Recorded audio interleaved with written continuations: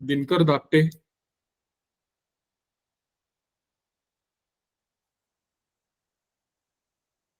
एक definition chatbox मध्ये आली आहे, पण ती इनकम्प्लीट आहे. Computer is a machine which takes input data and produces output. पण मध्ये काय होतं?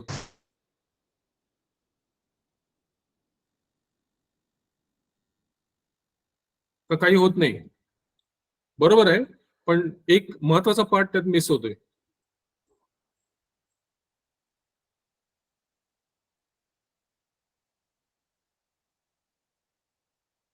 घेतलेला डेटा प्रोसेस केला जातो ना कम्प्युटरकडनं.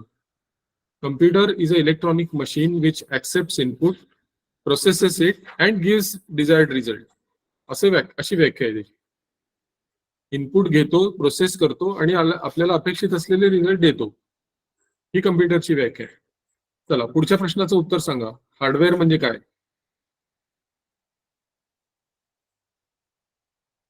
हे तर सोपं आहे. ज्या वस्तूला आपण स्पर्श करतो, बोला बोला. ज्या वस्तूंना आपण स्पर्श करतो त्याला आवाज तुमचा कट होतोय, नीट येत नाही आवाज. प्रॉब्लेम. थोडं जोरात बोला. कदाचित लांब आहे तुमचा फोन तुमच्यापासून. ज्या वस्तूंना स्पर्श करतो अशा वस्तूंना हार्डवेअर. नाही नाही, तुम्ही थोडं थोडं बरोबर सांगताय. ज्या वस्तूंना आपण हात लावू शकतो ते बरोबर आहे, पण आपण बऱ्याच वस्तूंना हात लावू शकतो. त्याला हार्डवेअर म्हणायचं का? तुमच्या खिशात पेन आहे, पाकिट आहे, त्याला हार्डवेअर म्हणायचं का? एक गोष्ट लक्षात घ्या, आपल्याला या सगळ्या गोष्टी आपल्या नित्य जीवनाचा भाग झाल्यात या गोष्टी. पण तुम्हाला हे लिहिता आलं पाहिजे. मी मागच्या वेळी हे बोललो होतो तुम्हाला. आता तुम्ही व्याख्या काय सांगताय? ज्या गोष्टींना आपण टच करू शकतो त्याला हार्डवेअर म्हणायचं. माझा तुम्हाला हा प्रश्न आहे की तुमच्या खिशात पेन आहे, पाकिट आहे, तुम्ही शर्ट घातलाय, त्याला हार्डवेअर म्हणायचं का? ती व्याख्या अपूर्ण आहे तुम्ही सांगताय ती.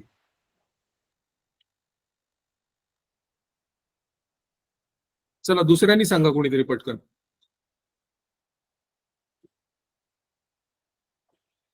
विजय वाकळे.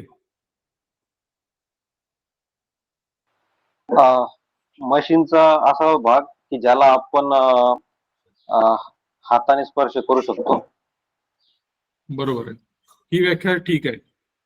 कम्प्युटरचे पार्ट्स, कम्प्युटरचे भाग, कम्प्युटरचे घटक की ज्याला आपण टच करू शकतो त्याला म्हणायचं हार्डवेअर. काय येतं हार्डवेअर मध्ये? सगळ्याच गोष्टी येतात. तुमचं कीबोर्ड, माऊस, पॉइंट, आपलं मॉनिटर, सीपीयू, प्रिंटर, मोडेम, हे सगळे घटक आहेत वेगळे वेगळे, त्याला म्हणायचं हार्डवेअर. नेक्स्ट सॉफ्टवेअर सांगा. अभिजित चावरे. सॉफ्टवेअर म्हणजे काय?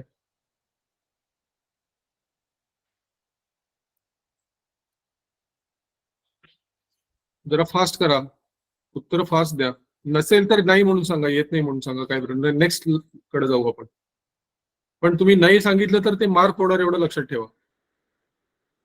अभिजित चावरे.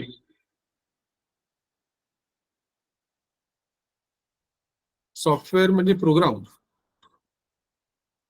तुम्ही उत्तरं देताय पण ही उत्तरं अर्धी अर्धी आहेत, त्याला मार्क तुम्हाला 0 मिळणार. सॉफ्टवेअर म्हणजे प्रोग्राम नाहीये, त्याच्या मागे एक शब्द महत्वाचा आहे. Set of program. Set of program. Correct, आता बरोबर सांगितलं. Software is a set of programs. आता प्रोग्राम म्हणजे काय? What is programme?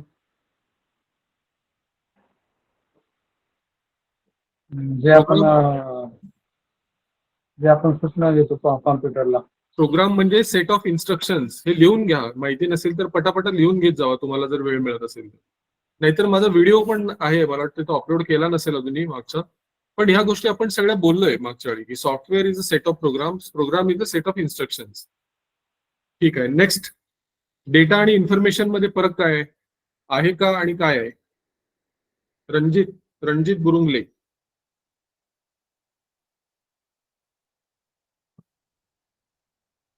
Fast fast थोडस क्विक. डेटा आणि इन्फॉर्मेशन ह्याचा फरक काय? डेटा हा डेटा आणि इन्फॉर्मेशन एकच झालं ना सर.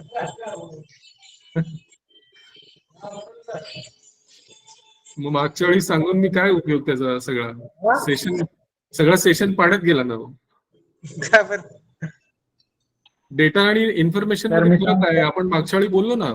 डेटा आपण सेव्ह करून ठेवतो ना आणि त्याची माहिती देतो. तुम्ही अशी जर उत्तरं दिली ना परीक्षेमध्ये, काही उपयोग नाही होणार त्याचा. मार्क 0.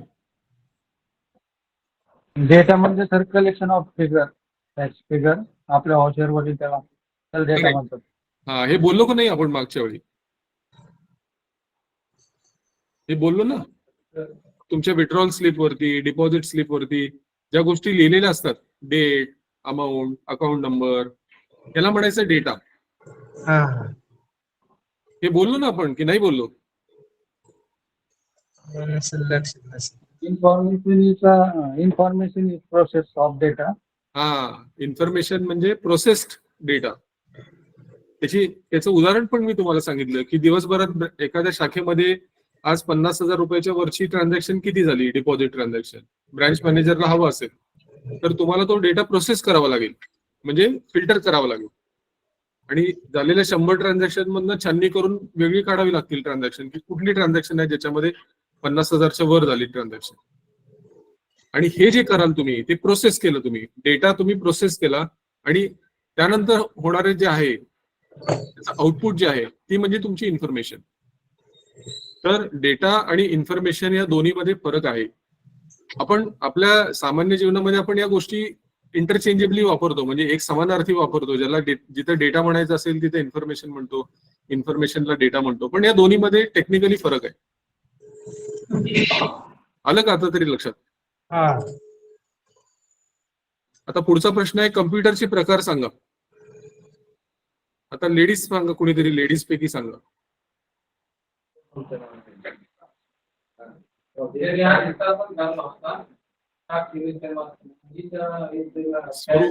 स्वरूपा पवार. कम्प्युटरचे प्रकार सांगा पटपट, फास्ट.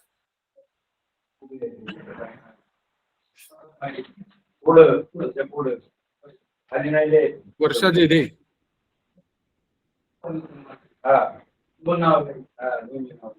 विनीता तर मी सांगू पाटील. का? Hello. Vinita Patil. Super computer, हा, mini computer, mainframe computer and personal computer. Correct. Super नंतर मेन फ्रेम, मग मिनी, आणि मग मायक्रो. पर्सनल कम्प्युटर हा मायक्रो कम्प्युटर या कॅटेगरीमध्ये येतो. पहिला सगळ्यात टॉप सुपर. भारतात बनवलेला पहिला सुपर कम्प्युटर कुठला मी तुम्हाला सांगितलं होतं मागच्या वेळी, ही माहिती काढून ठेवा. कुणी माहिती काढली का त्याची? परम कॉम्प्युटर. परम कम्प्युटर, अगदी बरोबर. तर super computer, main frame, mini आणि मायक्रो. तर हे 4 प्रकार आहेत त्याच्यामध्ये. ह्याचे प्रकार, आपण त्याचा उपयोग कुठं होतो, या सगळ्या गोष्टी आपण बघितल्या बघा मागच्या वेळी. ठीक आहे, आज आपण आता पुढे जाऊ आपल्या सेशन मध्ये. आज आपण बघणार आहोत की इनपुट डिव्हाइसेस कुठले आहेत, आउटपुट डिव्हाइसेस कुठले आहेत. आता या सगळ्या गोष्टी आपण वापरतोय. एक मिनिट, मी जस्ट रेकॉर्डिंग सुरू करतो.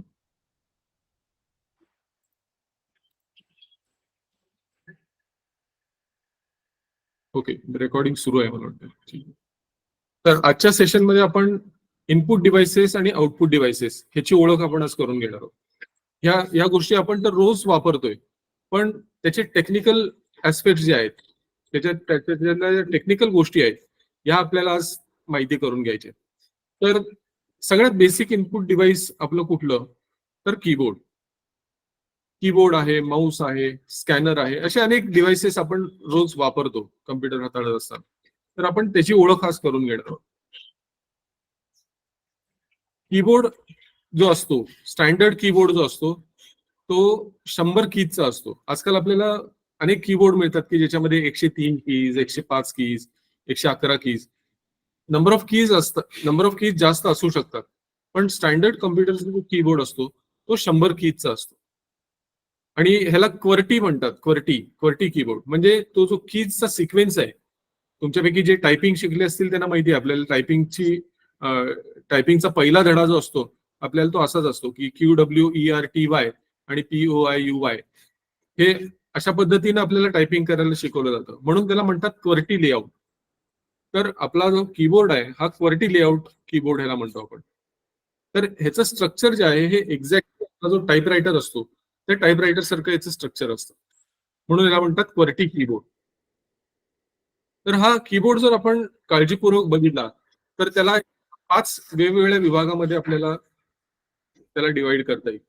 त्याच्यामध्ये काय असतं तर पहिले अल्फा न्यूमरिक कीज असतात, न्यूमरिक कीज असतात, वरती सगळ्यात टॉपला जर आपण बघितलं तर फंक्शन कीज असतात, मॉडिफायर कीज म्हणजे अल्ट कंट्रोल शिफ्ट हे जे आहेत ह्याला म्हणतो आपण मॉडिफायर कीज, आणि कर्सर मुवमेंट कीज असतात म्हणजे आपल्याला स्क्रीनवरती मुवमेंट करण्यासाठी अप डाऊन लेफ्ट राईट. तर कीबोर्ड आपण जर आपला बघितलं काळजीपूर्वक तर आपल्याला कीबोर्डला ह्या पद्धतीनं डिवाइड करता येईल. कीबोर्डचं चित्र तुम्हाला इथे दिसतंय समोर. तर यातला हा जो पार्ट आहे वरचा या सगळ्या फंक्शन कीज आहेत, या सगळ्या फंक्शन कीज आहेत. हा जो पोर्शन आहे इथला ह्याला म्हणतो आपण, हा वापरून आपण ऍक्च्युली आपल्या टाईप करतो, अल्फा न्यूमरिक कीज आहे त्या. ओके, म्हणजे इथून आपण अल्फाबेट्स टाईप करतो, नंबर्स टाईप करतो. तर बेसिकली टायपिंगचं काम जे आहे ते इथून होत असतं. इथे सगळ्यात लेफ्ट कॉर्नरला जी की आहे त्याला म्हणतो आपण एस्केप की. एस्केप म्हणजे बाहेर पडण्यासाठी. तुम्ही एखादी गोष्ट तुम्ही प्रोसेसिंग करताय आणि ते तुम्हाला नको आहे तर तुम्ही एस्केप करता, म्हणजे काय त्यातनं बाहेर पडता, ती एस्केप की आहे. इथे स्पेस बार आहे. ह्या मॉडिफायर कीज आहेत, कंट्रोल अल्टर शिफ्ट ह्या ज्या कीज आहेत त्याला म्हणतात मॉडिफायर कीज. कारण ह्या कीजच्या कॉम्बिनेशन आपण बऱ्याचशा गोष्टी वेगवेगळ्या पद्धतीने करू शकतो. तर या मॉडिफायर कीज आहेत. त्यानंतर ह्या ज्या आहेत कर्सर मुवमेंट कीज आहेत, अप डाऊन लेफ्ट राईट. आणि हा जो पोर्शन आहे ह्याला आपण म्हणतो न्यूमरिक कीज.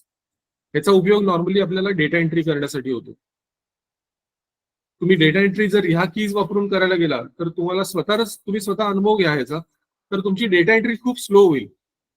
पण तेच डेटा एंट्रीचं काम तुम्ही जर ह्या भागानं केलं म्हणजे इकडच्या कीजनं केलं तर तुमचं काम खूप फास्ट होईल. कारण ह्याचं स्ट्रक्चर एक्झॅक्टली आपल्या कॅल्क्युलेटर सारखं आहे, म्हणजे याच्या कीज ज्या आहेत या कॅल्क्युलेटर सारख्या आहेत. आणि पूर्वी डेटा एंट्री ऑपरेटर मंडळी ज्यावेळी डेटा एंट्री करायची त्यावेळी अक्षरशः त्यांची बोटं दिसायची पण नाही, इतकं फास्ट डेटा एंट्री या न्यूमरिक कीपॅडच्या माध्यमातून होऊ शकते. तर कीबोर्डचं स्ट्रक्चर नॉर्मली हे अशा पद्धतीचं असतं.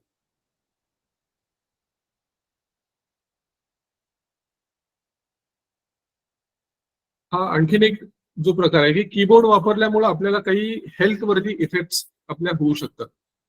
तर त्याच्यासाठी काही कीबोर्डची रचना अशी केली गेली आहे की तो वापरायला इझी जाईल आणि त्याच्यापासून आपल्याला काही इंजुरी होणार नाही. तर हा एर्गोनॉमिक कीबोर्ड जो आहे हा आपल्याला असं फारसा बघायला मिळत नाही आजकाल, पण एक माहिती म्हणून फक्त समजून घ्या की हा अशा प्रकारचा कीबोर्ड जो आहे ह्याचं डिझाईन असं असतं की त्याच्यामुळे आपल्या हाताला किंवा आपल्या कुठल्याही अवयवाला इंजुरी होणार नाही अशा पद्धतीचं स्ट्रक्चर असतं, त्याला म्हणतात एर्गोनॉमिक कीबोर्ड. आता कीबोर्ड काम कसं करतो? आतापर्यंत आपण इतके वर्ष कम्प्युटर वापरत आलोय, तुमच्यापैकी कोणी सांगू शकेल का कीबोर्ड कसं काम करतो? काय होतं नक्की? आपण कीबोर्डवरती की टाईप केल्यानंतर काय होतं? आपण त्याच्यामध्ये फारसं पडत नाही. तुमच्यापैकी जे आयटी वाली मंडळी आहेत त्यांना कदाचित हे माहिती असेल, पण ज्यांना आयटीचं बॅकग्राऊंड नाही त्यांनी जर ह्याचं उत्तर सांगितलं तर मला खूप आनंद होईल. की आपण कीबोर्डवरती एखादी की टाईप करतो किंवा एखादं डाऊन एरो करतो, अप एरो करतो, नक्की होतं काय आतमध्ये? तर इथं एक गोष्ट लक्षात घ्या की हे सगळे जे डिव्हाइसेस आहेत, इनपुट डिव्हाइस असेल, कुठलेही आउटपुट डिव्हाइस असेल, ते प्रिंटर असेल, स्कॅनर, इनपुट डिव्हाइस मध्ये स्कॅनर असेल, कीबोर्ड असेल, माऊस असेल, हे सगळे डिव्हाइस आपण कनेक्ट केलेले आहेत कम्प्युटरला एक्सटर्नली. आता ह्या डिव्हाइसचं आणि कम्प्युटरमध्ये आत असलेल्या सर्किटचं जर कम्युनिकेशन व्हायचं असेल एकमेकाबरोबर तर ह्या दोघांच्या मधला दुवा जो असतो त्याला म्हणतात कंट्रोलर सॉफ्टवेअर. तुम्ही बघितलं असेल कधीतरी, तुम्ही पेनड्राईव्ह लावा नवीन मशीनला, तुम्ही पेनड्राईव्ह लावल्यानंतर तिथे एक मेसेज येतो खाली, तुम्ही कधी केअरफुली बघितलं असेल तर तुमच्या लक्षात येईल की इन्स्टॉलिंग डिव्हाइस ड्रायव्हर असा आलेलं तिथं मेसेज येतो. आणि एक काही क्षणानंतर, काही वेळानंतर तुमचं पेनड्राईव्ह काम करायला लागतो, म्हणजे तिथं मेसेज पण येतो की now you can use your pen drive असं. तर ह्याचा अर्थ काय आहे की तुम्ही पेनड्राईव्ह कनेक्ट केल्यानंतर एक सॉफ्टवेअर तुमच्या सिस्टमवरती इन्स्टॉल होतं. आता तुम्ही म्हणाल की हे सॉफ्टवेअर कुठं असतं, तर ते सॉफ्टवेअर त्या डिव्हाइस सोबतच दिलेलं असतं. त्या तुमच्या पेनड्राईव्ह वरतीच ते सॉफ्टवेअर ठेवलेलं असतं आणि तुम्ही नवीन मशीनला ज्यावेळी ते डिव्हाइस कनेक्ट करता त्यावेळी ते सॉफ्टवेअर पहिल्यांदा तिथं वापरत असल्यामुळे ते सॉफ्टवेअर पहिला इन्स्टॉल होतं त्या सिस्टमवरती आणि मग तुम्ही त्या डिव्हाइसचा उपयोग करू शकता. याला म्हणतात कंट्रोलर सॉफ्टवेअर. तर तुम्ही कुठलंही डिव्हाइस वापरा, कीबोर्ड असू दे, माऊस असू दे, प्रिंटर असू दे, स्कॅनर असू दे, या प्रत्येक डिव्हाइस सोबत एक त्याचं कंट्रोलिंग सॉफ्टवेअर असतं. त्याला म्हणतात डिव्हाइस ड्रायव्हर, कंट्रोलर सॉफ्टवेअर. तर इथं ही गोष्ट लक्षात ठेवा की कॉम्प्युटरला कनेक्ट केलेले कुठलाही पार्ट, एक्सटर्नल पार्ट, डिव्हाइस, त्या प्रत्येक डिव्हाइस सोबत एक त्याचं डिव्हाइस कंट्रोलर सॉफ्टवेअर त्याच्यासोबत येत असतं आपल्याला. आणि आपण ज्यावेळी कुठली की प्रेस करतो, ती कुठली की आपण प्रेस केली आहे हे कम्युनिकेट करण्याचं काम हे कंट्रोलर सॉफ्टवेअर करत असतं. तर कंट्रोलर सॉफ्टवेअर म्हणजे काय तुम्हाला मी आता इथे सांगितलं. आता हे चित्र स्वरूपात तुम्हाला इथं थोडंसं दिसतंय बघा की काय होतं नक्की. कीबोर्डवरती आपण की प्रेस केल्यानंतर कीबोर्ड कंट्रोलरकडे ते जातं. कीबोर्ड कंट्रोलर ते आयडेंटिफाय करतो की मी कुठली की प्रेस केली आहे. त्याची माहिती कीबोर्ड कंट्रोलर तुमच्या सिस्टम सॉफ्टवेअरला देतो, म्हणजेच तुमच्या ऑपरेटिंग सिस्टमला देतो. तुमची ऑपरेटिंग सिस्टम हार्डवेअर बरोबर कम्युनिकेट करते. म्हणजे इथं बघा कशा गोष्टी आहेत या. तुमचं device, controller software, operating system, मग आतमध्ये तुमचं हार्डवेअर. तर हे कम्युनिकेशन जे आहे हे अशा पद्धतीनं कम्युनिकेशन होतं. आता आपण बघूया माऊस. माऊसचं काम कसं चालतं. माऊस तर सगळ्यांना माहिती आहे. माऊस हे एक इनपुट डिव्हाइस आहे ज्याचा उपयोग करून आपण विशेष करून ज्या graphical user interface operating system आहेत या सॉफ्टवेअर्स आहेत ती वापरण्यासाठी आपल्याला माऊसची नितांत गरज असते. मग माऊस माझ्याकडे असलंच पाहिजे का प्रत्येक वेळी जीओआय सॉफ्टवेअर वापरण्यासाठी, तर त्याचं उत्तर आहे नाही. आपण विंडोज ज्यावेळी बघू त्यावेळी मी तुम्हाला सांगेन की विंडोज आपण विदाऊट माऊस सुद्धा वापरू शकतो. अर्थात ते थोडंसं कठीण जातं आपल्याला, पण माऊस शिवाय सुद्धा आपण वापरू शकतो टेक्निकली. तर माऊस कशासाठी, तर आपलं काम अजून आणखीन सोपं करण्यासाठी. तर माऊस हे एक पॉइंटिंग डिव्हाइस आहे, हे एक इनपुट डिव्हाइस आहे. आपण पहिलं कीबोर्ड बघितलं, आता दुसरं डिव्हाइस आपण जे बघतोय ते माऊस. तर माऊस हे एक पॉइंटिंग डिव्हाइस आहे ज्याचा उपयोग कशासाठी होतो, ग्राफिकल युजर इंटरफेस जी ऑपरेटिंग सिस्टम असते किंवा सॉफ्टवेअर असतं ते वापरण्यासाठी आपल्याला माऊसचा उपयोग आपण करू शकतो, जेणेकरून आपलं काम त्याच्यामध्ये सोपं होतं. माऊस वापरून आपण काय करू शकतो, तर कमांड देऊ शकतो. Left click, right click, double click, scroll, ही सगळी माऊसची ऑपरेशन्स आहेत. तर माऊसचा उपयोग आपल्याला कमांड देण्यासाठी किंवा ड्रॉ करण्यासाठी, समजा तुम्ही पिक्चर काही ग्राफिक्स वरती काम करत असाल तर तुमचं पिक्चर ड्रॉ करण्यासाठी सुद्धा तुम्हाला माऊसचा उपयोग होऊ शकतो. तर माऊस हे एक इनपुट डिव्हाइस आहे आणि त्याचा उपयोग आपल्याला कमांड देण्यासाठी, पिक्चर ड्रॉ करण्यासाठी आणि बाकीच्या काही गोष्टी करण्यासाठी आपल्याला माऊसचा उपयोग होतो. माऊसची ऑपरेशन्स काय आहेत, फंक्शन्स काय आहेत, तर पॉइंट करणे, म्हणजे आपल्याला ज्या आयकॉन वरती जायचं आहे तिथं आपण पहिल्यांदा माऊसचा पॉइंटर तिथे नेतो, म्हणजे पॉइंटिंग डिव्हाइस आहे. नंतर आपण क्लिक करतो, क्लिक म्हणजे लेफ्ट बटन क्लिक करतो.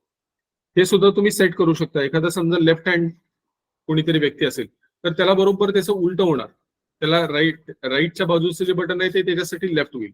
तर हे सेटिंग आपण सगळं माऊसमध्ये करू शकतो. आय होप की तुम्हाला या गोष्टी माहिती असतील की हे सेटिंग कसं करता येतं. हे तुम्ही सेट करू शकता. माऊसची जे ऑपरेट बटन्स आहेत की लेफ्ट कुठला आणि राईट कुठला हे तुम्ही करू शकता. पण माऊस विकणाऱ्या कंपनीला माहिती नाही की माऊस लेफ्ट हँड वाला घेतोय का राईट हँड वाला घेतोय. त्यामुळे हे सेटिंग्स आपण करू शकतो, कस्टमाइज करू शकतो. तर क्लिक करण्यासाठी त्याचा उपयोग होतो, म्हणजे आपण तो आयकॉन किंवा तो ऑप्शन सिलेक्ट करतो. डबल क्लिक म्हणजे तो एक्झिक्यूट करतो आपण. तर ही सगळी ऑपरेशन्स आहेत. नंतर काही वेळा आपल्याला ड्रॅग करावं लागतं. एखादा ऑब्जेक्ट आपण तयार करतो आणि तो ऑब्जेक्ट उचलून आपल्याला दुसऱ्या ठिकाणी नेऊन ठेवायचा असतो, त्याला म्हणतात ड्रॅग करणे. तर ड्रॅगिंग हे पण एक ऑपरेशन आहे.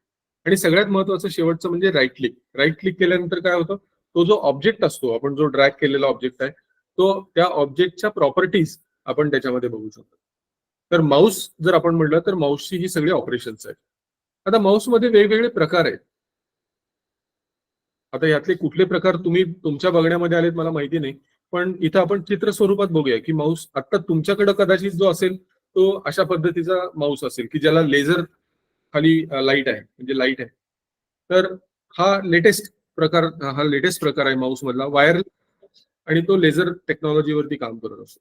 पण माऊसची सुरुवात जी झाली ही अशा काही प्रकारच्या माऊसने झाली. म्हणजे त्यावेळी त्याच्यामध्ये बॉल असायचा आतमध्ये, आपली जी गारगोटी असते त्या गारगोटीसारखा एक बॉल आतमध्ये असायचा आणि तो खाली टेकला की तो मूव्ह व्हायचा आणि त्याच्या बाजूला सेन्सर्स असायचे.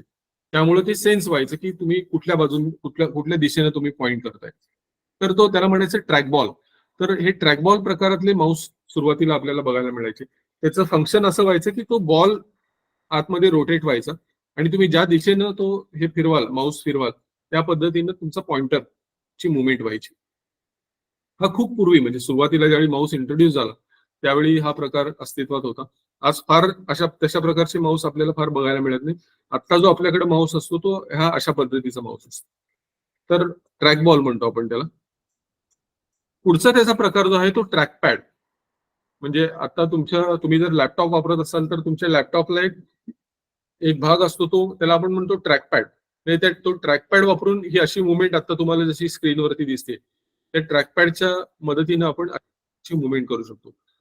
आपल्या माऊसनी तर करू शकतोच, पण त्या व्यतिरिक्त तुमच्या ट्रॅक पॅडच्या माध्यमातून पण तुम्हाला अशा प्रकारे मुवमेंट तुमच्या स्क्रीनवरती करता येते. तर हा दुसरा प्रकार झाला ट्रॅक पॅडचा. तो कसा दिसतो तर इथे तुम्हाला स्क्रीनवरती दिसतंय बघा. हे अशा पद्धतीने जो ट्रॅक पॅड असतो प्रत्येक लॅपटॉपला तुम्हाला नॉर्मली हा बघायला मिळतो. आणखीन एक प्रकार त्याच्यामध्ये असा आहे की त्याला इंटिग्रेटेड पॉइंटिंग डिव्हाइस म्हणतात. म्हणजे तुमच्या कीबोर्डच्या मध्येच टिपिकली हे IBMचं जे लॅपटॉप्स आहेत थिंकपॅड प्रकारातले त्याच्यामध्ये हे पूर्वी बघायला मिळायचं. आजकाल तसाही हा प्रकारही आपल्याला फारसा दिसत नाही. पण तो इंटिग्रेटेड पॉइंटिंग डिव्हाइस तुम्हाला इथं जो दिसतोय ना, हा मधला जो रेड कलरचं बटन आहे, हे पॉइंटिंग डिव्हाइस आहे बेसिकली. तर हे वापरून पण आपण पॉइंट करू शकतो आपल्या स्क्रीनवर. तर हे असे काही प्रकार आहेत माऊसचे. तर आता आपण कीबोर्ड आणि माऊस या दोन गोष्टी बघितल्या.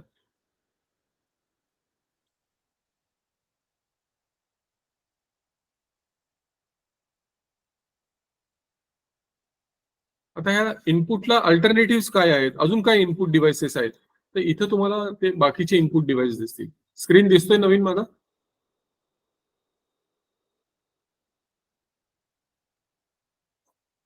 नवीन स्क्रीन दिसतोय का आधीचाच आहे? दिसतोय सर. नाही, आता अल्टरनेट हे दिसतंय का तुम्हाला?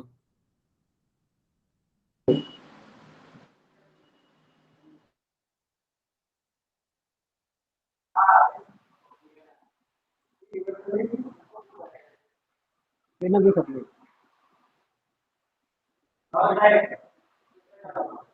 दिसतंय. हं. आता आपण बघूयात की ह्याचे अल्टरनेटिव्ह काय आहेत. म्हणजे माऊसमध्ये आपल्या माऊसचे अल्टरनेटिव्ह आपल्याला काय आहेत हे थोडंसं आपण इथं बघूया.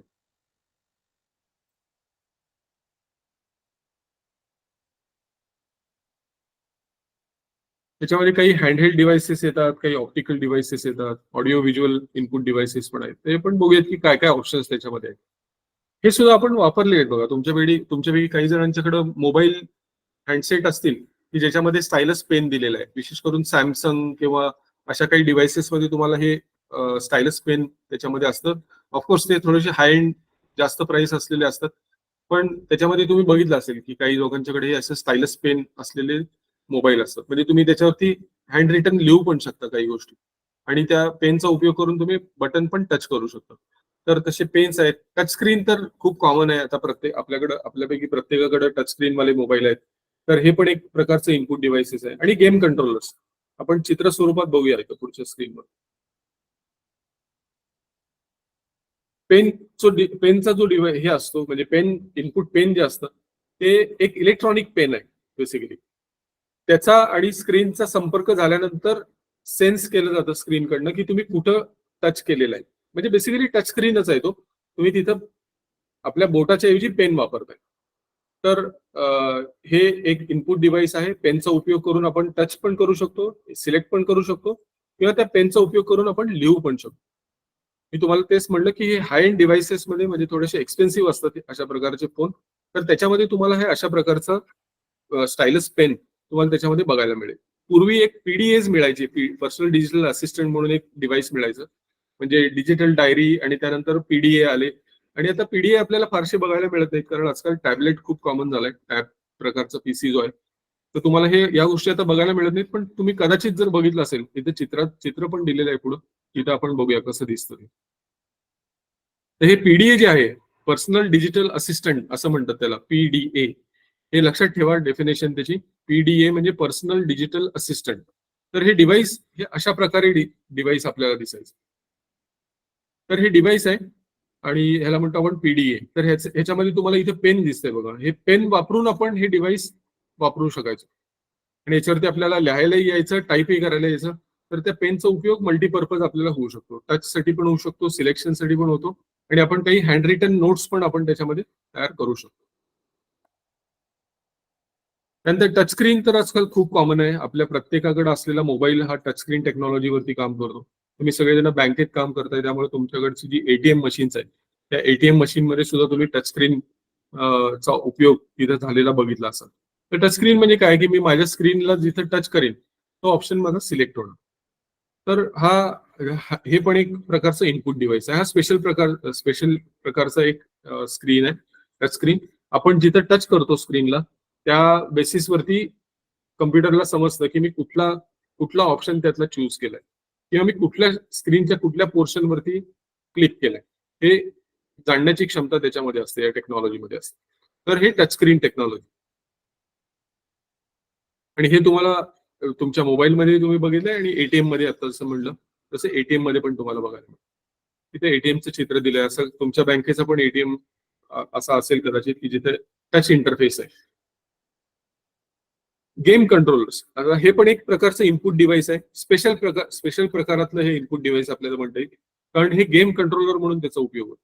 हे तुम्हाला नॉर्मली तुम्ही व्हिडिओ पार्लर मध्ये कधी जर गेला असाल, व्हिडिओ पार्लर म्हणजे जे गेम्स खेळण्यासाठी जे व्हिडिओ पार्लर असतं तिथं तुम्हाला किंवा तुमच्याकडे कुणी जर प्ले स्टेशन घेतलं असेल तर त्या प्ले स्टेशन सोबत तुम्हाला हे अशा प्रकारचं डिव्हाइस तुम्हाला तिथं बघायला मिळतं. त्याला म्हणतात जॉयस्टिक.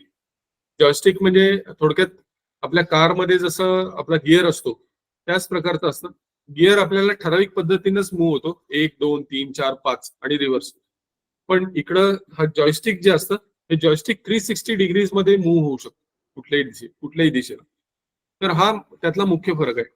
पण दिसताना तुम्हाला ते जॉयस्टिक तसंच दिसतं. तर इथे या मुलीच्या हातामध्ये जे दिसतंय आपल्याला, दिस इज अ जॉयस्टिक. त्याला जॉयस्टिक म्हणतो आपण. इथे जे दिसतंय ना तुम्हाला स्क्रीनवरती, हे तिच्या हातामध्ये जे आहे हे जॉयस्टिक आहे आणि हे कुठल्याही दिशेनं मूव्ह करता येऊ शकतो.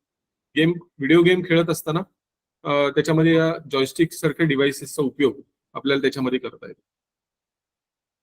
बारकोड हे पण आजकाल खूप कॉमन झालेलं आहे. तुमच्या बँकेमध्ये सुद्धा तुम्ही कदाचित हे इम्प्लिमेंट केलं असेल. बऱ्याचशा पब्लिक सेक्टर बँका, कमर्शियल बँकांच्या मध्ये पासबुकावरती एक बारकोड दिलेला असतो आणि तुमच्या एटीएम मशीनच्या केबिन मध्येच एक वेगळं सेल्फ सर्व्हिस मशीन ठेवलेलं असतं आणि तुम्ही कस्टमरला म्हणता की तुम्हाला जर पासबुक प्रिंट करून घ्यायचं असेल तर तुम्ही त्या मशीनवरती जाऊन तुमचं पासबुक तुम्ही प्रिंट करून घेऊ शकता. आज ही टेक्नॉलॉजी आपल्याला अवेलेबल आहे. त्याच्यामुळे काय होतं की तुमच्या ब्रँचच्या स्टाफवरती येणारा लोड पासबुक प्रिंटिंगचा हा बऱ्याच अंशी तुमचा लोड जो आहे तो कमी केला जाऊ शकतो. तर बारकोडचा उपयोग काय आहे, तर तुम्ही त्या कस्टमरचा कोड जो आहे तो बारकोड करू शकता. त्याला म्हणजे बारकोड फॉर्म मध्ये तो कस्टमर नंबर तिथे टाईप करू शकता. म्हणजे प्रिंट असतं ते, बेसिकली तुम्ही स्टिकर काढता आणि त्याच्यावर होता.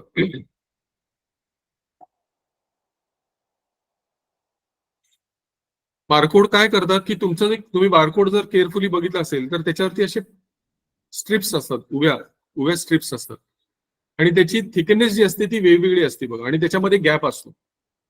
तर बारकोड जो असतो हा त्या कोड जो असतो तुमचा त्याचं कोडिफिकेशन केलं जातं आणि ते बार वेगवेगळ्या साईजचे बार त्याच्यावरती प्रिंट केले जातात. इथे चित्रात तुम्हाला दिसेल हे अशा प्रकारचे चित्र आपण बघतो बऱ्याच वेळा. आपल्या घरी येणाऱ्या प्रत्येक प्रोडक्ट वरती ऑलमोस्ट आजकाल तुम्हाला बारकोड बघायला मिळतो. मी तुमचं स्वतःचं उदाहरण दिलं की तुम्ही तुमच्या कस्टमरचा जो कोड असतो तो सुद्धा तुम्ही बारकोड फॉर्म मध्ये प्रिंट करू शकता. आज बऱ्याच बँकांनी ह्या गोष्टी केलेल्या आहेत. तर हे जे बार्स दिसत आहेत आपल्याला, या बार्स मध्ये त्याचा कोड लपलेला असतो. मग आता हा कोड जर माझ्या सिस्टमला समजायचा असेल तर मला काय लागेल, तर मला त्याचा बारकोड स्कॅनर लागेल. तर बारकोड स्कॅनर 2 प्रकारामध्ये येतो. एक फ्लॅटबेड स्कॅनर असतो, बारकोड स्कॅनर असतो, किंवा एक हँडहेल्ड स्कॅनर असतो. दोन्ही प्रकार त्याच्यामध्ये येतात. बँकांच्या मध्ये नॉर्मली आपल्याला जो बघायला मिळतो तो हँडहेल्ड स्कॅनर असतो. म्हणजे आपण तो हाताने तो त्याच्यावरती लेझर बीम टाकला, तुम्ही शॉप मॉलमध्ये वगैरे बघितलं असेल, शॉप्स मध्ये बघितलं असेल, त्यांच्या हातामध्ये असा एक हँडहेल्ड स्कॅनर असतो. तो हँडहेल्ड स्कॅनरचा लाईट त्याच्यावरती पडला की तो कोड ऑटोमॅटिकली रीड केला जातो. तर बारकोड स्कॅनर, बारकोड नाही, बारकोड स्कॅनर हे एक इनपुट डिव्हाइस. तुम्ही मॉलमध्ये बघितलं असेल की त्यांच्याकडे असे फ्लॅट बेड स्कॅनर्स पण असतात. इथं खाली दिसते ना स्क्रीनवरती, हे अशा प्रकारचे फ्लॅट बेड स्कॅनर्स असतात. तर तो तो वस्तू देणारा व्यक्ती काय करतो की बारकोड फक्त त्याच्याकडे पॉइंट करतो आणि लगेच तो बारकोड स्कॅन केला जातो सिस्टम मध्ये.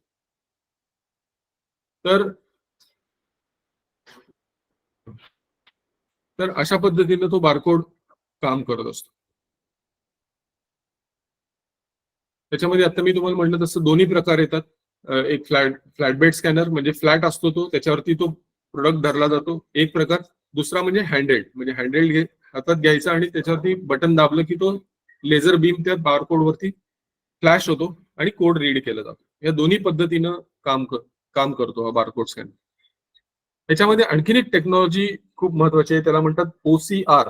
हे पण तुम्ही तुमच्या शाखेमध्ये जर कदाचित फ्लॅट बेड स्कॅनर असेल, ज्याचा उपयोग आपण डॉक्युमेंट स्कॅन करण्यासाठी करतो, त्याच्यामध्ये ही टेक्नॉलॉजी वापरली जाते. त्याला म्हणतात ऑप्टिकल कॅरेक्टर रेकग्निशन टेक्नॉलॉजी. म्हणजे काय की तुम्ही एखादं डॉक्युमेंट ज्यावेळी स्कॅन करता, आता तुम्ही जर त्या डॉक्युमेंटला PDF मध्ये किंवा JPG फॉर्म मध्ये जर स्कॅन केलं तर तुम्हाला ते एडिट करता येत नाही ते डॉक्युमेंट. पण तुम्हाला समजा तुमची गरज ते डॉक्युमेंट एडिट करण्याची असेल तर तुम्ही ही OCR टेक्नॉलॉजी वापरू शकता. म्हणजे ऑप्टिकल कॅरेक्टर रेकग्निशन ही टेक्नॉलॉजी आहे. ही काय करते की तुम्ही तुमच्या स्कॅनरवरती ते डॉक्युमेंट ठेवलं आणि स्कॅन केलं OCR टेक्नॉलॉजी वापरून, तर ते डॉक्युमेंट तुम्हाला वर्ड मध्ये घेता येऊ शकतं आणि मग तुम्हाला आवश्यक असलेले चेंजेस त्याच्यामध्ये करा आणि मग ते डॉक्युमेंट तुम्हाला वापरता. तर ही टेक्नॉलॉजी सुद्धा आज फ्लॅट बेड स्कॅनर मध्ये अवेलेबल आहे. हँडहेल्ड स्कॅनरचं काम नाही आहे, ही फॅसिलिटी तुम्हाला फ्लॅट बेड स्कॅनर वरती मिळेल. इथं चित्र दाखवलंय बघा, हे कसं होतं. तर हे अशा पद्धतीने स्कॅन केलं जातं आणि इथं प्रोसेस पण दिली आहे की डॉक्युमेंट स्कॅन करायला ठेवलंय, कन्वर्ट्स, हे सिग्नल्स कन्वर्ट केले जातात आणि हा जो टेक्स्ट आहे तुमच्या त्या डॉक्युमेंटवरचा, हा टेक्स्ट तुम्हाला वर्ड सॉफ्टवेअर मध्ये तुम्हाला उपलब्ध करून दिला जातो. ह्याला म्हणतात OCR technology, optical character recognition. आता याच्यामध्ये बऱ्याच टर्म्स येत आहेत बघा. मगाशी तुम्हाला मी PDA सांगितलं, आता मी तुम्हाला OCR सांगतोय. हे असे प्रश्न पण तुम्हाला परीक्षेमध्ये विचारले जाऊ शकतात की याचा लॉंग फॉर्म सांगा. तर हे तुम्हाला सांगता आलं पाहिजे. आणखीन एक इनपुट डिव्हाइस म्हणजे मायक्रोफोन्स. आपल्याला ह्या गोष्टी माहिती नाही की आपण मायक्रोफोन वापरतोय, व्हिडिओ कॅमेरा वापरतोय, तर तुम्ही तुमच्या मोबाईलच्या माध्यमातून सेशनला कनेक्ट झालात, सेशन अटेंड करताय, तर तुम्ही ऍक्च्युली वापरताय या सगळ्या गोष्टी. तर तुम्ही जो मायक्रोफोन वापरताय तो मायक्रोफोन हे सुद्धा एक इनपुट डिव्हाइस.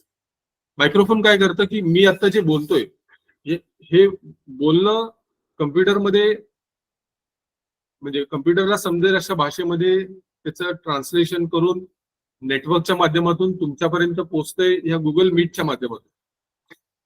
बघा केवढी टेक्नॉलॉजी त्याच्यामध्ये आहे. म्हणजे मायक्रोफोन मधनं माझा आवाज डिजिटल स्वरूपात येतोय, डिजिटल स्वरूपामध्ये आलेला आवाज प्रोसेस करून गुगल मीटच्या माध्यमातून तुमच्यापर्यंत पोहोचतोय, तो कन्वर्ट केला जातोय पुन्हा तुमच्या आवाजाच्या स्वरूपामध्ये तुमच्या स्पीकरकडनं.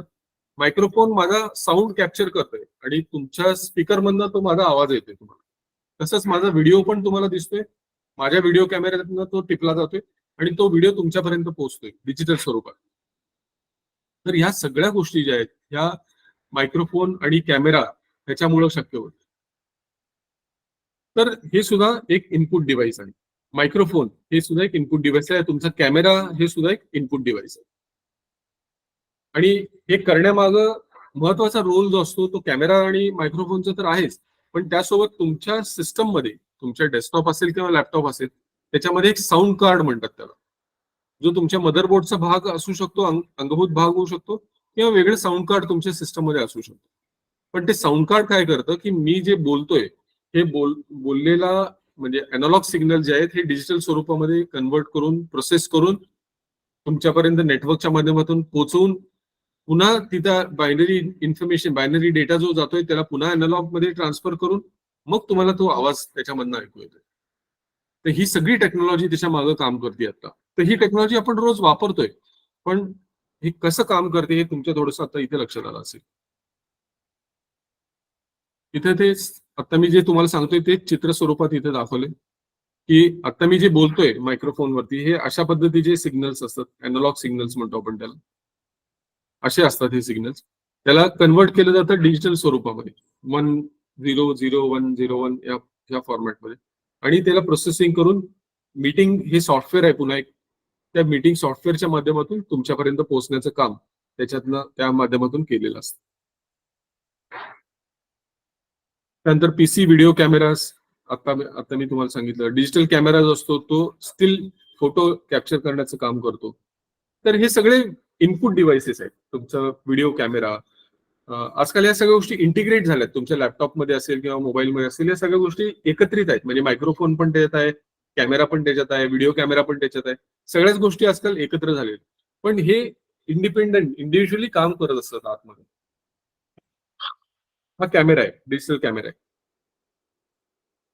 तर हे काही इनपुट डिव्हाइसेस आपण आता इथं बघितले. मी 1-2 मिनिटं इथं थांबतो. तुम्हाला काही प्रश्न असतील तर विचारा. अजून आपला सेशन संपलेला नाहीये. तुमचा काही प्रश्न असेल तर विचारा. आपण आता इनपुट डिव्हाइसेस बोललो, त्या संदर्भात काही प्रश्न असेल तर विचारा.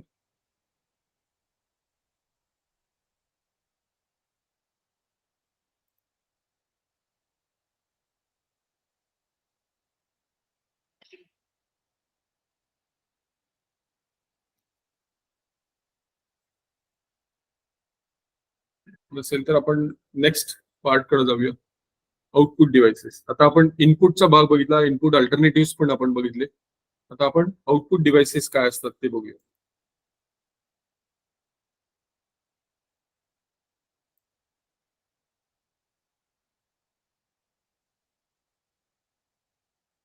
त्याच्यामध्ये प्रामुख्यानं तुमचे प्रिंटर्स येतात. प्रिंटर्स, मग मी तुम्हाला स्पीकर म्हणलं, स्पीकर आहे. तर ह्या सगळ्या गोष्टी, प्रिंटरचे वेगवेगळे प्रकार आहेत. आपण ते प्रिंटरचे प्रकार इथे समजून घेऊया की कोणते कोणते प्रिंटरचे प्रकार त्याच्यामध्ये असतात.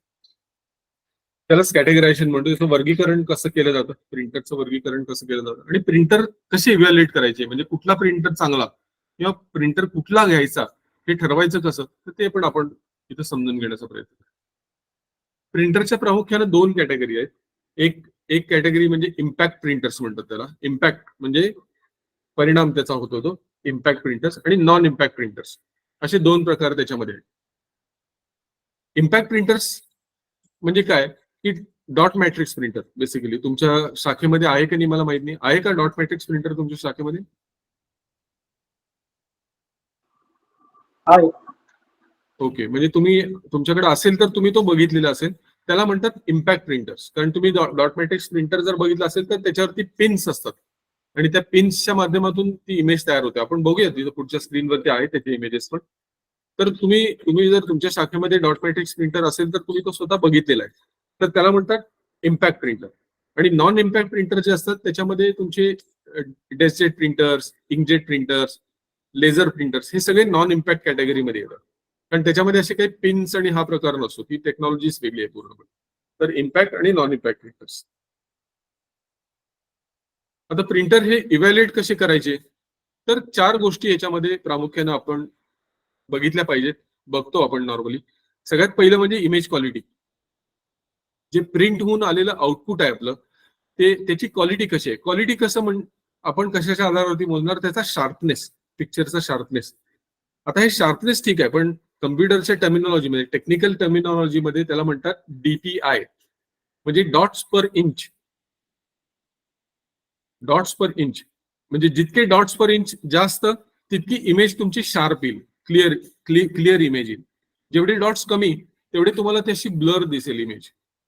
त्यामुळं तुमचा प्रिंटर चांगला कुठला, तर ज्याच्यामध्ये डॉट्स पर इंच जास्त असेल तो प्रिंटर तुमच्या दृष्टीने चांगला. म्हणजे त्याचे प्रिंटिंग जे आहे ते शार्प येणं, क्लिअर येणं. अर्थात तुम्ही जसं जसं डॉट्स पर इंच जास्त मागाल तसे तुमच्या प्रिंटरची कॉस्ट वाढत जाईल. कारण या सगळ्या गोष्टी कॉस्टशी संबंधित आहेत.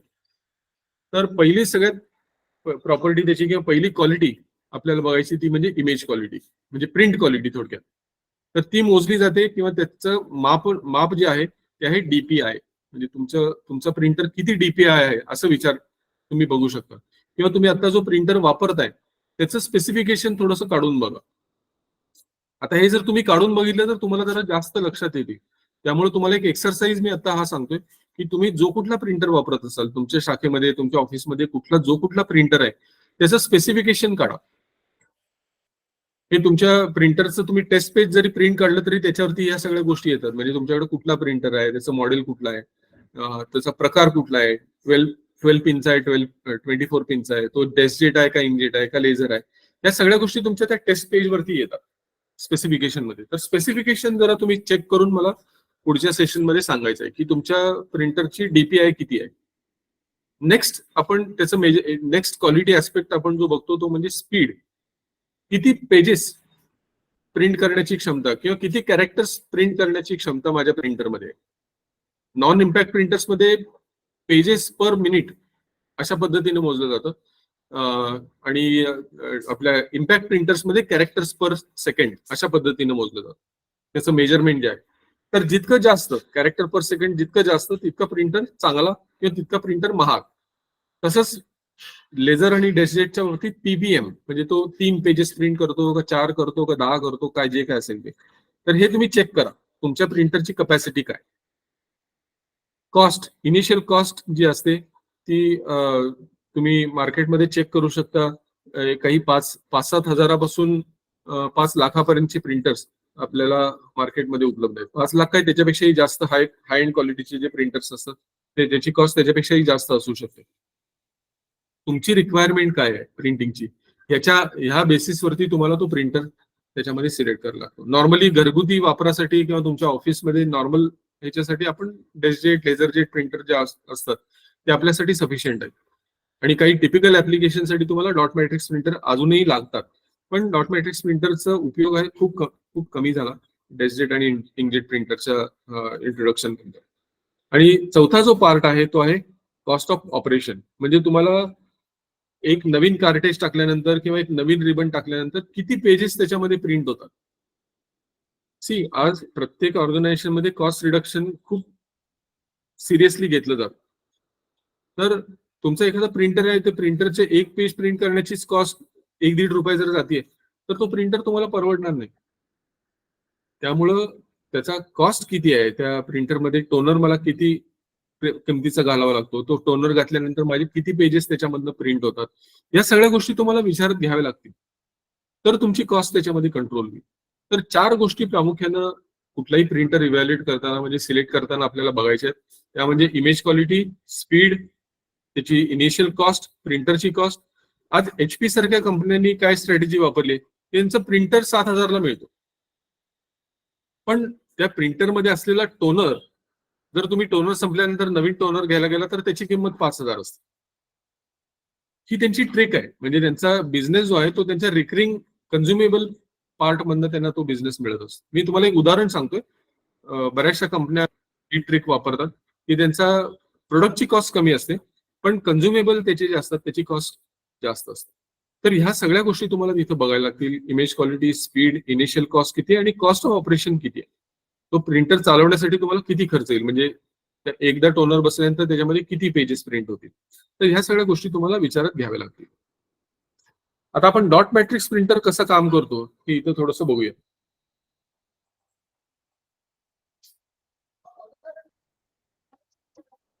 हे प्रिंटर हेड जे असतं हे तुम्हाला टिपिकली अशा पद्धतीचं प्रिंटर हेड तुम्हाला त्याच्यामध्ये दिसतं. ओके, तर ते आयदर 9 पिन प्रिंटर असू शकतो तुमचा किंवा 24 पिन प्रिंटर असू शकतो. ऑफकोर्स 24 पिन प्रिंटर हा जो असतो हा महाग बसणार तुम्हाला. 9 पिन प्रिंटर जे असतात ते कंपॅरेटिव्हली थोडेसे कमी रेटमध्ये तुम्हाला मिळतात. आता हा प्रिंटर कसं काम करतो हे पण इथे चित्र स्वरूपात तुम्हाला दिसते की ह्या पिन्स ज्या असतात त्याची मुवमेंट इथं होत असते. म्हणजे ही पिन हिट करते तुमच्या रिबनवरती आणि रिबनचं इम्प्रेशन पडतं तुमच्या पेपरवर. अशा पद्धतीने हे काम होतं. म्हणून ह्याला म्हणतात इम्पॅक्ट प्रिंटर. ह्याला इम्पॅक्ट प्रिंटर म्हणण्याचं कारण ते आहे कारण हे पिन जी असते ती हिट करते तुमच्या रिबनला आणि रिबनची शाई जी असते ती प्रिंट होते तुमच्या पेपरवर. म्हणून ह्याला म्हणायचं इम्पॅक्ट प्रिंटर, कारण इथं फिजिकल मुवमेंट आहे. ओके, तर ह्याला म्हणायचं इम्पॅक्ट प्रिंटर. तर हे डॉट मॅट्रिक्स प्रिंटर आहे. ह्याच्यामध्ये दोन प्रकार आहेत, लो रिझोल्युशन आणि हाय रिझोल्युशन. 9 पिन प्रिंटर्स जे आता तुम्हाला मी दाखवलं ते लो रिझोल्युशन प्रिंटर्स आपण त्याला म्हणतो. आणि 24 पिन्स. आता जितक्या पिन्स जास्त, मगाशी मी तुम्हाला तितकं तेच सांगत होतो की डॉट्स पर इंच जितके जास्त तेवढे तुमची इमेज शार्प येणार, क्लिअर येणार. तर इथं तुमचे पिन्स जितक्या जास्त तेवढी तुमची इमेज क्वालिटी ही शार्प येणार. तर अशा पद्धतीनं ते प्रिंटर हेड असतं 9 पिन किंवा 24 पिन. आता प्रिंटरचं स्पीड डॉट मॅट्रिक्सच्या बाबतीत जर म्हणलं तर ते कॅरेक्टर पर सेकंड, किती कॅरेक्टर्स पर सेकंड प्रिंट करण्याची क्षमता त्याच्यामध्ये आहे त्याच्यावरती त्या प्रिंटरचा परफॉर्मन्स अवलंबून असतो. ते सर्वसाधारणपणे 500 कॅरेक्टर्स पर सेकंड अशी त्याचं स्पीड त्याच्यामध्ये असतं आपल्या डॉट मॅट्रिक्स प्रिंटरमध्ये. इंकजेट प्रिंटर कसे काम करतात? इंकजेट प्रिंटरमध्ये हे नॉन इम्पॅक्ट प्रिंटर्स आहेत. ह्याच्यामध्ये कुठलंही पिन हिट करत नाहीये रिबनला. ह्याच्यामध्ये शाई जी असते ती शाई स्प्रिंकल होते, शाई फवारली जाते तुमच्या पेपरवर. फवारली म्हणजे आपल्या नॉर्मल ह्याच्यामध्ये आपण जे म्हणतो फवारणं तसं नसतं ते. हे खूप मायन्युटली केलं जातं प्रिंटर हेडकडनं. आतमध्ये जर तुम्ही प्रिंटर उघडलेला बघितला असेल त्याच्यामध्ये तुम्हाला पहिली गोष्ट तर 3 कार्टेजेस दिसतील. इथे जी दिसत आहेत बघा, रादर 4, एक ब्लॅक असतं आणि हे 3 बेसिक कलर्सचे 3 कार्टेजेस असतात त्याच्यामध्ये. तर 4 कार्टेजेस आतमध्ये फिट केलेले असतात. आणि कुठलाही कलर ज्यावेळी प्रोड्यूस करायचा असतो प्रिंटरला, इमेजमध्ये जो कलर आहे तो कलर ज्यावेळी प्रोड्यूस करायचा असतो तर त्यावेळी ह्या 3 इंकचं कॉम्बिनेशन त्याच्यामध्ये केलं जातं आणि तो कलर जसा आहे तसा त्याच्यामध्ये रिप्रोड्यूस केला जातो. तर हे करत असताना इथं जी टेक्नॉलॉजी वापरली जाते ही इंक, ह्या कार्टेजेस मध्ये असलेली इंक ही स्प्रे केली जाते पेपरवरती आपल्या. हे अशा पद्धतीने त्याचं काम चालतं. तर हे जे आहेत ह्याला म्हणतो आपण इंकजेट प्रिंटर्स किंवा डेस्कजेट प्रिंटर्स. आता ह्याचं मोजमाप कसं आहे, म्हणजे परफॉर्मन्स कसं बघणार आपण की पेजेस पर मिनिट किती प्रिंट करण्याची क्षमता त्याच्यामध्ये, हे तिथं आपण बघितलं जातं. आणि डॉट्स पर इंच या 2 गोष्टीच्या माध्यमातून त्याची क्वालिटी आपल्याला कळते. तर सर्वसाधारणपणे 2 ते 4 pages per minute inkjet printer बद्दल बोलतोय आपण आता. तर इंकजेट प्रिंटरमध्ये सर्वसाधारणपणे 2 ते 4 पेजेस पर मिनिट प्रिंट होतात. आणि त्याचं रिझोल्युशन जे असतं ते 300 ते 600 डॉट्स पर इंच. म्हणजे तुम्ही जर पेपरवरती एक स्क्वेअर काढला, 1 इंचचा स्क्वेअर काढला, त्याच्यामध्ये 600 डॉट्स तुम्ही टाईप करा किंवा त्याच्यावरती काढा. डॉट करायची फक्त आणि 300 करा. तुम्हाला खूप जास्त शार्प दिसेल, भरलेलं दिसेल तर नॅचरल आहे 600 वाला दिसेल. तर अशा पद्धतीने ते काम करत असतं. तर तुमचं जितकं डॉट्स पर इंच जास्त तेवढं तुमच्या इमेजची क्वालिटी जी असेल ती क्वालिटी तुम्हाला चांगली मिळेल. इंकजेट प्रिंटर जे असतात ते इनएक्सपेन्सिव्ह असे समजले जातात कारण त्याच्यामध्ये खर्च जो असतो आपल्याला तो कम्पॅरेटिव्हली कमी असतो. आता आपण शेवटचा जो प्रकार आहे तो लेझर प्रिंटर. तर लेझर प्रिंटर आपण बघूया की लेझर प्रिंटर कसे काम करतात. तर इथं तुम्हाला हे ग्राफिक स्वरूपात इथं दिसतंय बघा की लेझर प्रिंटरमध्ये लेझर टेक्नॉलॉजी वापरली जाते. जसं तुम्हाला मगाशी मी बारकोड स्कॅनरचं दाखवलं की बारकोड स्कॅनरचं बटन दाबल्यानंतर तो लेझर बीम फेकला जातो त्या कोडवरती आणि त्याच्याकडनं आलेलं रिफ्लेक्शन त्याच्या आधारावरती तो कोड कन्स्ट्रक्ट केला जातो. तर एक्झॅक्टली तशीच टेक्नॉलॉजी इथं लेझर प्रिंटरमध्ये पण वापरली जाते. लेझर बीम्स तर वापरले जातातच, पण इथं हे असतो म्हणजे जी शाई असते ही टोनर स्वरूपात असते. ह्याला म्हणतात टोनर. तिथं कार्टेज आपण म्हटलं इंक कार्टेजेस असतात, इथं टोनर असतो. त्या टोनरमध्ये अगदी बारीक अशी पावडर असते. कलर असेल तर कलर टोनर तुम्हाला त्याच्यामध्ये मिळतात, ब्लॅक असेल तर ब्लॅक टोनर तुम्हाला त्याच्यामध्ये मिळतो. तर तो टोनर आणि लेझर टेक्नॉलॉजी हे असे इथं त्याच्यामध्ये वापरलेली असते. आणि हे पुन्हा नॉन इम्पॅक्ट प्रिंटर या कॅटेगरीमध्ये येतात. आणि हे कसं होतं इथं साधारण त्याचं चित्र स्वरूपात इथं दिलेलं आहे की पेपर कुठनं येतो, तो त्या रोलर ड्रम वरनं तो पास केला जातो, त्याच्यावरनं तो पेपर गरम केला जातो आणि तो त्या टोनरच्या तिथून गेल्यानंतर जिथं जिथं हिटिंग झालेलं आहे पेपरचं तिथे ती शाई फिक्स होते. अशा पद्धतीनं तो त्याचं प्रिंटिंगचं काम त्याच्यामध्ये होत असतं. तर हे हे ही टेक्नॉलॉजी थोडीशी वेगळी आहे. मगाशी आपण इंकजेट प्रिंटर जे बघितले त्याच्यामध्ये वापरली जाणारी टेक्नॉलॉजी वेगळी आहे. तिथे इंक वापरली जाते, इथे पावडर वापरली जाते. तर हा दोन्हीतला फरक आहे. आणि टेक्नॉलॉजी इथे लेझर टेक्नॉलॉजी वापरली जाते. तर हे लेझर प्रिंटर्स आपण आता इथे बघू. ह्याचं रिझोल्युशन किती असतं तर 300 ते 1200. मगाशी आपण बघितलं 300 ते 600. तर लेझर प्रिंटरची क्वालिटी ऑफकोर्स इंकजेट पेक्षा अजूनही बेटर तुम्हाला मिळणार, अजूनही चांगली मिळणार. तर 300 ते 1200 DPI म्हणजे डॉट्स पर इंच किंवा त्याच्यापेक्षा जास्त त्याचं रिझोल्युशन आपल्याला मिळू शकतं लेझरमध्ये. त्यामुळे ऑफकोर्स त्याची जी क्वालिटी असते ती इंकजेट पेक्षा केव्हाही चांगली असते. आता लेझरमध्ये सुद्धा आपल्याला 2 प्रकार मिळतात. ब्लॅक अँड व्हाईट पण मिळतो आणि कलर पण मिळतो. त्याचं स्पीड जे असतं, पेपर प्रिंट करण्याचं स्पीड जे असतं ते साधारणपणे 4 ते 16 पेजेस पर मिनिट, PPM म्हणजे पेजेस पर मिनिट प्रिंट करण्याची क्षमता ही आपल्या लेझर प्रिंटर्समध्ये असते. आणखीन एक हा प्रकार आहे, त्याला म्हणतो आपण स्नॅपशॉट प्रिंटर्स. हे प्रिंटर्स तुम्हाला नॉर्मली तुम्ही टुरिस्ट प्लेसला कुठं गेला, महाबळेश्वर, वाई किंवा कुठल्या अशा म्हणजे कुठल्या गडावरती तुम्ही गेला तर तुम्हाला तिथे जे फोटोग्राफर असतात त्यांच्याकडे हे स्नॅपशॉट प्रिंटर्स तुम्हाला बघायला मिळतात. तो काय म्हणतो, साहेब तुमचा फोटो काढून देऊ का, फोटो काढून देऊ का. तो फोटो काढतो आणि तिथल्या तिथं प्रिंटआउट तुम्हाला मिळेल त्याची. त्या प्रिंटर्सला म्हणतात स्नॅपशॉट प्रिंटर्स. तर हा दिसतो कसा, हा अशा पद्धतीने दिसतो. त्याच्या गळ्यामध्ये एक जी बॅग असते त्या बॅगेमध्ये हा प्रिंटर त्यांनी ठेवलेला असतो. तर हे अशा प्रकारचा ह्याला म्हणतो आपण स्नॅपशॉट प्रिंटर.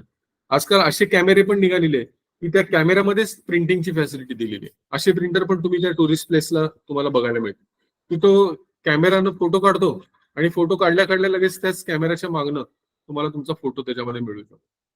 तर हे सगळे जे आहेत ह्याला म्हणतो आपण स्नॅपशॉट प्रिंटर. म्हणजे तुम्ही फोटो काढल्या तुम्हाला त्याची प्रिंटआउट त्या कॅमेरामधनं मिळू शकते. आणि हे पण तुम्ही बघितलं असेल, नॉर्मली आपण जे फ्लेक्स बघतो, फ्लेक्स प्रिंट करण्यासाठी किंवा मोठी मोठी जी ड्रॉइंग्स असतात, इंजिनिअरिंग ड्रॉइंग्स असतात, तर ती प्रिंट करण्यासाठी अशा पद्धतीचा प्लॉटर वापर, त्याला म्हणतात प्लॉटर. हे जे डिव्हाइस आहे याला म्हणायचं प्लॉटर. हा प्रिंटर नाही, हा प्लॉटर आहे. तो प्लॉटर काय करतो की तुमची जे डिझाईन्स आहे इनफॅक्ट 3D फॉर्मॅटमध्ये किंवा अशा प्रकारे प्रिंट करण्याची क्षमता या प्लॉटरमध्ये असते. तुम्ही कधी फ्लेक्स प्रिंट करणाऱ्या प्रेसमध्ये जर गेला तर तुम्हाला कदाचित तिथं अशा पद्धतीचं प्रिंटर तुम्हाला तिथं बघायला मिळेल. तुम्ही बाकीचे प्रिंटर्स तर तुम्ही ऑलरेडी वापरताय, डॉट मॅट्रिक्स वापरताय, डॅशजेट असेल, इंकजेट असेल, लेझर जेट असेल, हे तुम्ही वापरताय. पण हा जो प्रिंटरचा प्रकार आहे हा तुम्हाला नॉर्मली तुमच्या फ्लेक्स प्रिंट करणाऱ्या माणसाकडं तुम्हाला हे बघायला मिळेल. तर आपण काही प्रिंटरचे प्रकार आज आता इथं बघितले.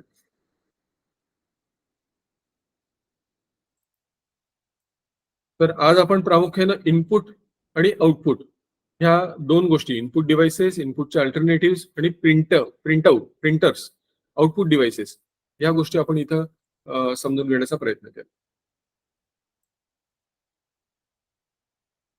तर काही प्रश्न असतील तर विचारायला हरकत नाही. कॅमेरा ऑन करा आणि तुमचा प्रश्न विचारा.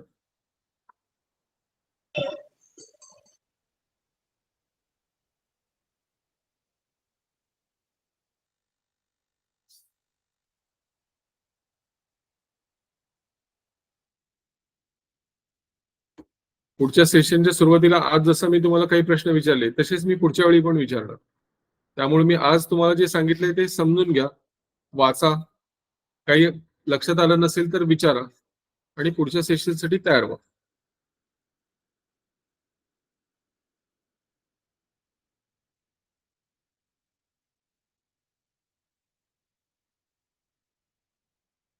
काही प्रश्न?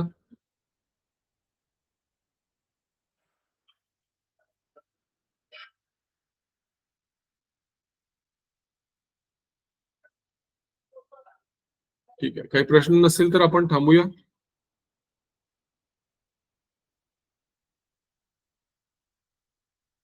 थँक्यू, धन्यवाद.